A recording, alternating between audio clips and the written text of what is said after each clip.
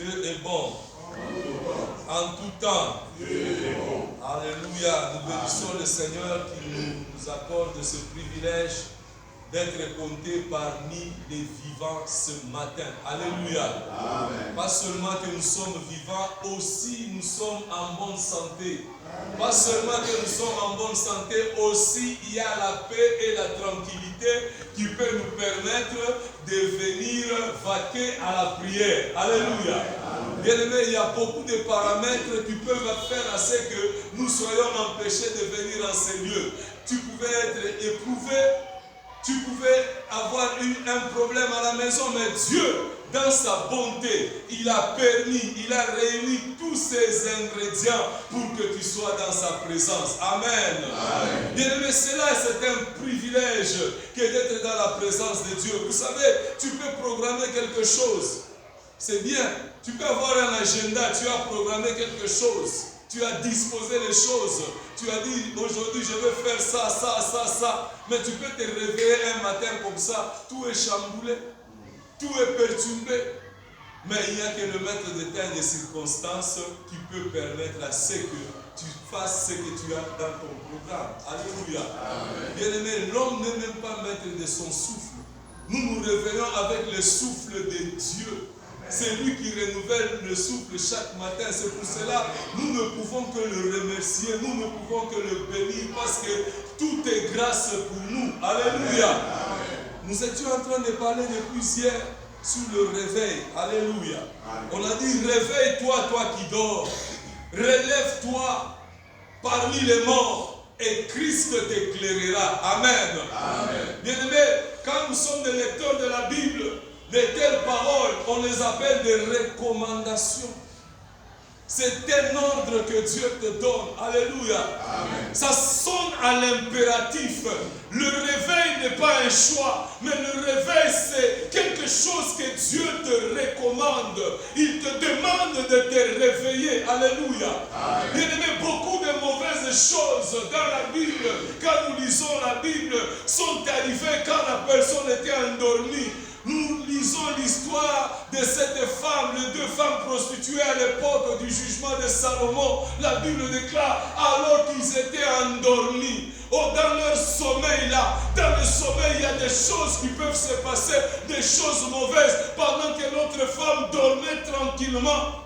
L'autre femme a pris son enfant qui était mort. Elle est venue, elle a échangé avec l'enfant de celui qui était vivant. Bien-aimé, pendant le sommeil, il peut se passer beaucoup de choses. La Bible déclare dans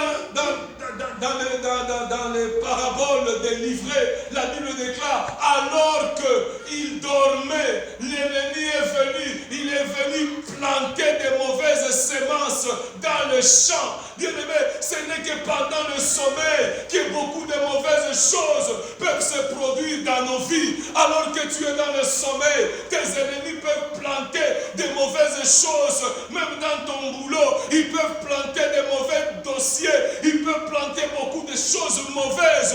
Pendant ton sommeil, beaucoup de choses peuvent se passer. Je pensais que tu allais dire amen. Bien-aimé, le sommeil, ça peut amener à ce que le diable travaille pour le divorce. Le sommeil, ça peut amener à ce que le diable travaille pour ta destitution au poste où tu es. Le sommeil n'est pas une bonne chose. Raison pour laquelle le Seigneur te dit ce matin, réveille-toi. Parce qu'il sait que le sommeil produit beaucoup de mauvaises choses. Imagine-toi, l'enfant de cette pauvre femme était vivant. On l'a changé juste parce qu'elle dormait. On peut te changer ta destinée à cause de ton sommeil. Comme le pasteur disait toujours, la destinée détournée. On peut même détourner la destinée de tes enfants à cause du sommeil. Le sommeil spirituel peut amener des troubles même dans ta maison, peut amener des troubles même dans ton travail. Bien-aimé, il faut échapper au sommeil. Alléluia. Bien-aimé, nous devons tout faire pour échapper au sommeil spirituel. C'est pour cela ce matin, Dieu demande à tout un chacun de nous, là où tu es, il te dit dans Ephésiens chapitre 5, nous allons lire le verset 14, celui qui a trouvé peut nous lire, pour que moi je me concentre sur le texte d'aujourd'hui. Éphésiens 5, le verset 14. Quelqu'un est-il sur ça? Il peut nous lire rapidement. Papa Blaise Pascal, vous n'êtes pas prêt? Lisez-moi dans votre français aiguisé là, ça va me faire du bien. Les gens qui ont fait les latins philo, j'ai besoin de ces français là, comme ça, moi je me concentre sur le test d'aujourd'hui. On va lire notre test de base. 5, chapitre 14. Et donc, le verset 14, Éphésiens chapitre 5, le verset 14. Voilà ce que la Bible déclare. Éphésiens 5, verset 14.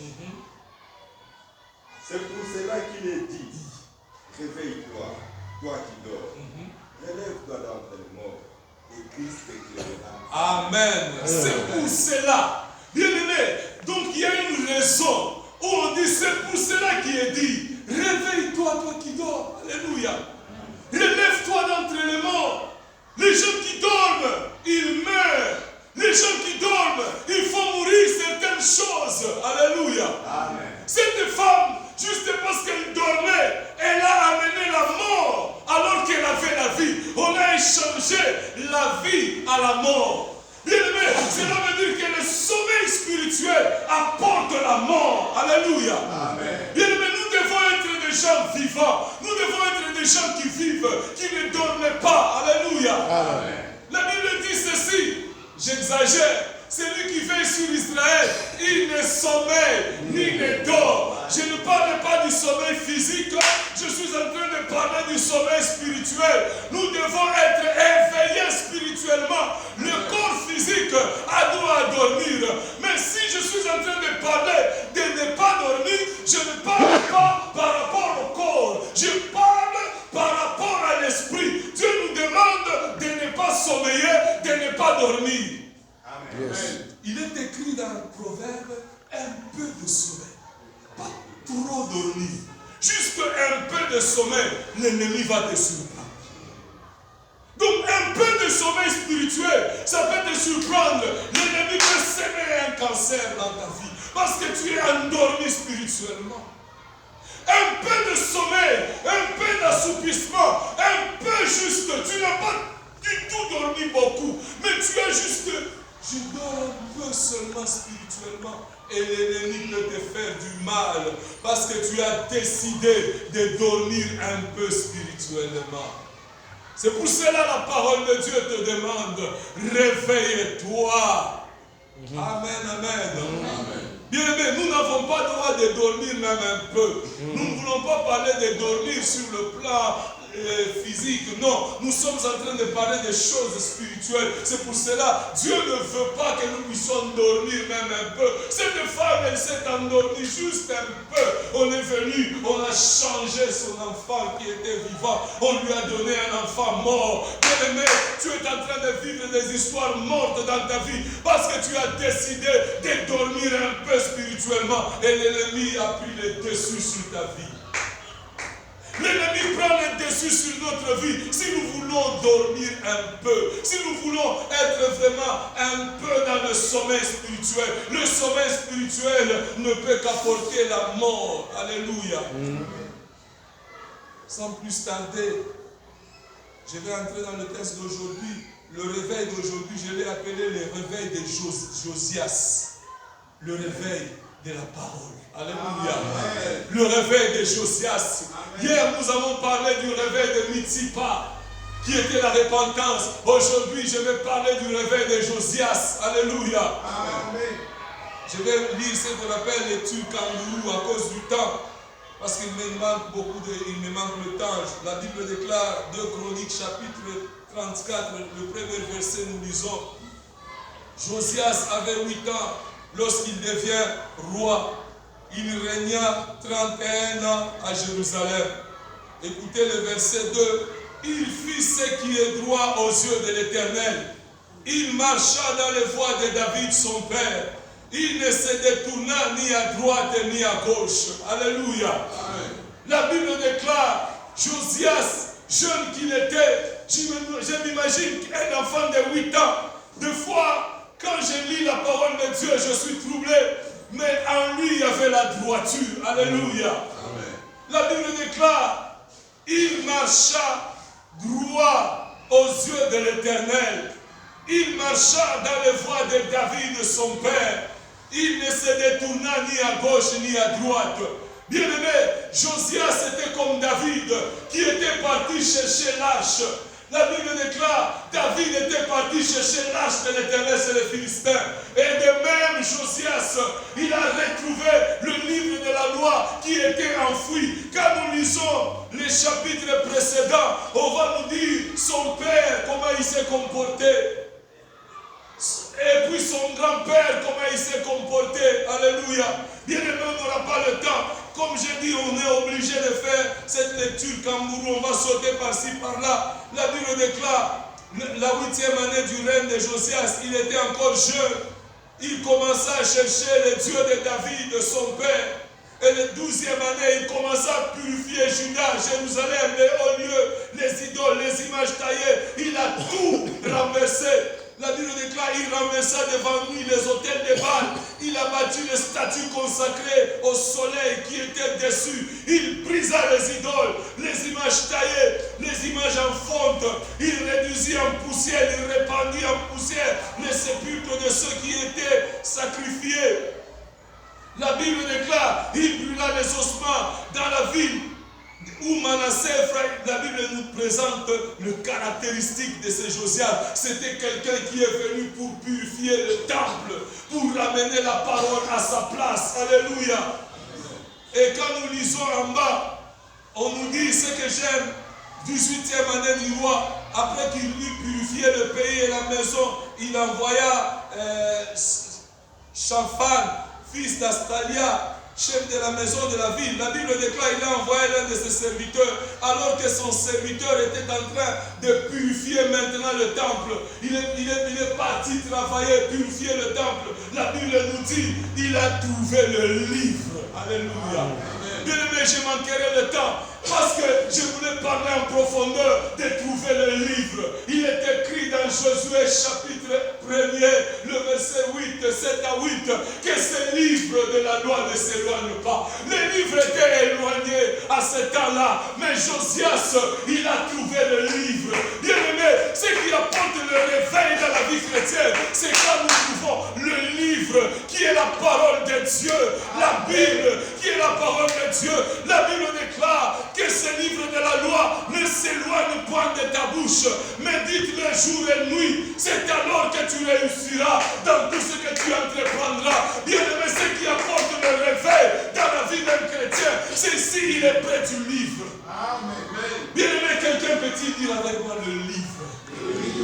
Bien aimé, un chrétien ne peut pas vivre sans le livre. Ce qui amène le succès dans la vie d'un chrétien, c'est le livre. Alléluia. Amen. Bien aimé, quand Josias a trouvé le livre dans le temple, alléluia, c'était ce qui a apporté le réveil à son temps.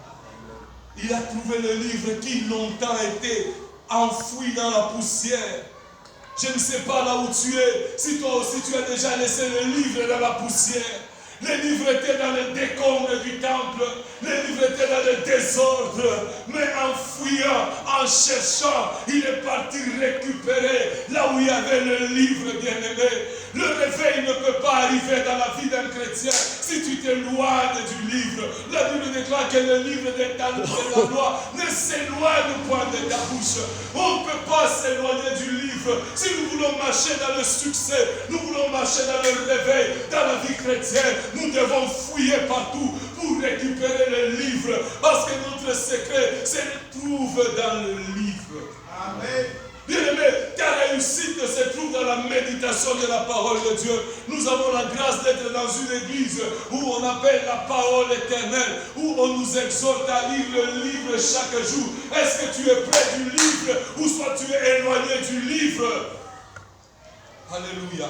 Amen. Le réveil ne peut pas arriver dans ta vie si tu y es loin du livre.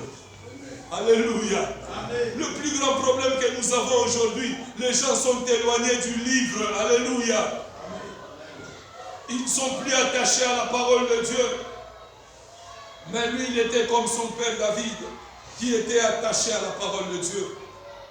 La Bible déclare Oh, ta parole est une lampe à mes pieds, lumière sur mon sentier. Ça, c'était David. Alléluia. David considérait beaucoup le livre. Alléluia. Il aimait la loi de l'Éternel. Il serrait la loi de l'Éternel dans son cœur. C'est ce que disait David. Il était de ceux-là qui serraient la loi de l'Éternel dans le cœur. Il était toujours près du livre. Alléluia. La parole de Dieu, c'est une lampe à mes pieds, lumière sur mon sentier. Alléluia. La Bible déclare, je voulais dire, le vrai réveil vient quand nous nous attachons à la parole de Dieu.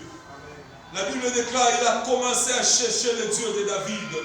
Et le réveil, ça appartient à ceux qui cherchent la parole de Dieu. Alléluia. Le réveil ne passera pas par autre chose que la parole de Dieu. Je vais lire quelque chose.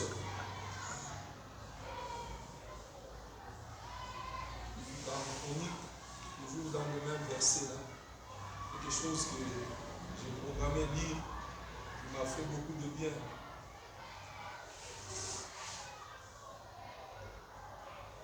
La Bible déclare, il apporta le livre au roi. Et le verset 16 du chapitre 34, la Bible déclare, il apporta le livre au roi. Le roi se rendit compte en disant, tes serviteurs ont fait tout ce que tu leur as été recommandé. Ils ont amassé l'argent qu'ils ont trouvé dans la maison de l'Éternel, ils l'ont remis entre les mains des inspecteurs des ouvriers. Et lorsque le roi entendit les paroles de la loi, il déchira ses vêtements. Alléluia. Bien-aimé, le livre nous aide à marcher dans la droiture. C'est à cause du livre que ce roi-là, il a déchiré ses vêtements. La Bible déclare que ce livre de la loi ne s'éloigne point de ta bouche. Médite les jours et nuits pour agir fidèlement selon tout ce qui est écrit. Il y a des gens qui vivent en désordre parce qu'ils sont loin du livre. Alléluia. Il y a des gens qui vivent loin du réveil parce qu'ils sont loin du livre. Si tu ne médites pas la parole de Dieu, tu ne sauras pas agir fidèlement selon ce qui est écrit dans cette parole. Parce que tu ne la connaîtras pas. La Bible déclare, vous connaîtrez la vérité et la vérité vous affranchira. Mais toi, tu vis loin de la parole de Dieu. Comment est-ce que tu peux vivre ton salut en dehors de la parole de Dieu? Il est impossible de vivre le salut en dehors de la parole de Dieu. Bien-aimé, si tu veux que ta vie soit éclairée, si tu veux que tu puisses vivre le vrai réveil, rapproche-toi du livre de la vie. Bien-aimés, nous devons être de ceux-là qui devaient méditer la parole de Dieu jour et nuit. Il y a des gens, quand on parle de la parole de Dieu, on parle de l'étude biblique, ça ne le concerne pas. Il est loin de ces choses-là. Il est en dehors de ces choses-là. Mais alors que ce sont nos choses, nous devons nous attacher au livre de la vie. Alléluia. Il n'y a que dans le livre où il y a le réveil. Et quand nous sommes réveillés, nous avons de l'avantage, comme je l'ai dit hier, sur nos ennemis. Toi-même, le petit cancre là te fait peur. Même le petit chat ici te fait peur. Il y a des gens qui ne peuvent pas dormir juste à cause des miaulements des chats de la nuit. Ils peuvent perdre le sommeil, ils peuvent faire des insomnies. C'est parce que tu ne connais pas ce que le livre dit. La Bible ne te dit-elle pas qu'il t'a donné le pouvoir de marcher sur toutes choses. Il t'a donné à dominer tous les animaux, toute la terre. Il t'a donné à dominer. Mais toi-même, le chat te fait peur parce que tu ne connais pas ce qui est écrit dans le livre. Beaucoup de chats, ils sont troublés quand ils ont un petit problème. Ils commencent à dire, comme le pasteur l'a toujours dit, vous ne savez pas où il y a mon nombril. Bien-aimé, tu n'as pas besoin que les gens savent où il y a ton nombril. Il faut déclarer la parole de Dieu. Qu'est-ce que la parole de Dieu déclare dans cette circonstance? La Bible déclare, aucune puissance ne pourra vous nuire. Vous êtes la tête et non la queue. Si tu connais le livre, tu seras un champion. Même tes ennemis ne vont pas se jouer de toi. Beaucoup de gens, quand la situation compliquée arrive, vous allez comprendre que cet homme il est éloigné du livre. La Bible dit que ce livre ne s'éloigne pas de toi. Quand tu es éloigné du livre, tu vas commencer à consulter même les devins. Il y a quelqu'un qui prophétise fort. Là-bas, je vais aller le chercher. Tout se trouve dans le livre. Bien aimé, le succès le réveil se trouve aussi avec ceux qui ont le livre. Ce qui nous rend faibles dans notre société, c'est parce qu'on ne connaît pas ce qui est écrit dans le livre. Tous les secrets se trouvent dans le livre. Alléluia. Il y a un monsieur qui disait au barreau, à chacun ses compétences. Si tu veux être un bon avocat, un bon magistrat, il faut être outillé avec des livres. Bien aimé, si tu n'es pas outillé, tu ne connais pas la parole de Dieu, on va toujours te vendre dans les procès par le diable. Mais toi, si tu connais la parole de Dieu, le diable peut te dire quelque chose. Tu vas lui dire, il est aussi écrit, tu es un menteur. Il est aussi écrit, parce que tu connais les Écritures. Les gens qui connaissent les Écritures, ils vivent dans le réveil et on ne peut pas prendre l'avantage sur eux parce qu'ils ont le livre. Bien aimé, notre force c'est dans la connaissance. La Bible ne dit-elle pas, mon peuple périt. Tu peux prier mais tu péris parce que tu n'as pas de connaissance. Parce qu'après avoir prié, il faut avoir le livre. C'est le livre qui nous donne l'audace de vivre dans la société. Tu peux regarder au diable, tu lui dis, il est écrit. Quand il te dit, il est écrit, tu lui dis aussi, il est aussi écrit. Parce que tu as la maîtrise du livre.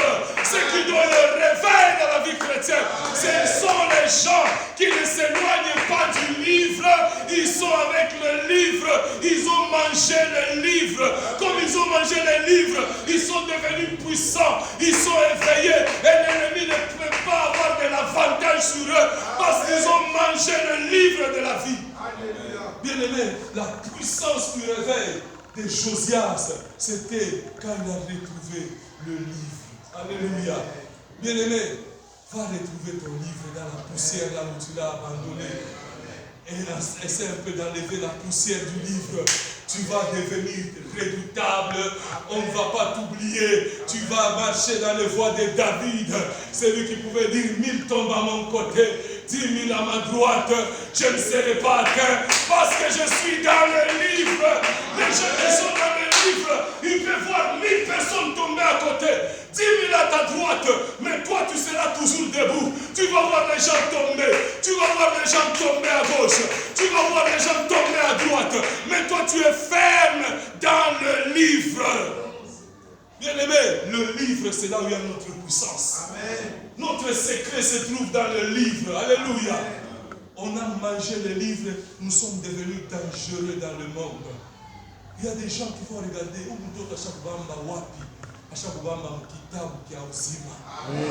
il a saisi le livre de vie. Alléluia. Josias, son réveil était dans le livre.